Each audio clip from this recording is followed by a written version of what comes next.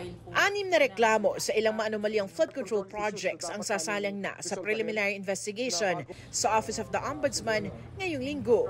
Yung case ng Mindoro Oriental at yung case ng Bulacan Ghost Projects, paumpisan ko na this week ang PI. Una rito ang mga reklamong graft at malversation of public funds na inirekomenda ng ICI para sa 289 million peso flood control project sa Nauhan Oriental, Mindoro. Sa SunWest Incorporated na dating pag-aari ni dating ako Bicol Party List Representative Saldi Co, napunta ang kontrata.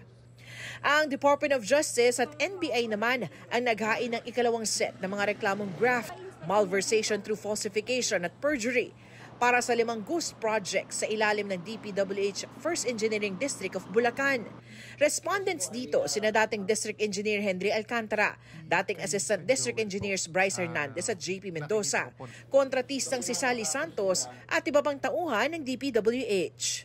Kasi yan, kung fact-finding lang, meron nang naging pagtingin ang DOJ, pero just the same, sa PI, pwede pa naman i-adjust lahat yan. Nagbukas na rin ang motu proprio investigation ng Office of the Ombudsman sa mga proyekto ng misis ni COA Commissioner Mario Lipana na isang contractor.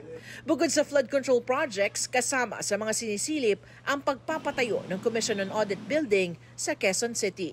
I had a meeting and I got a rundown of files about the activities of alleged activities of Commissioner Mario Lipana and his wife and their Olympus Mining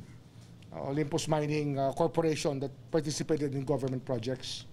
Not only government projects in DPWH, supply of fire trucks and other government stuff.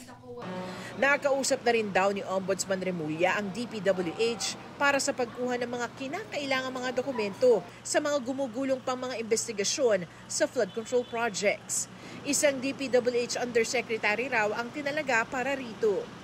Samantala, hinihingi ni Remulla ang courtesy resignation ng 204 Office of the Ombudsman employees na inilagay raw sa pwesto nito lang Hulyo, panahong magre-retiro na ang dating ombudsman na si Samuel Martires.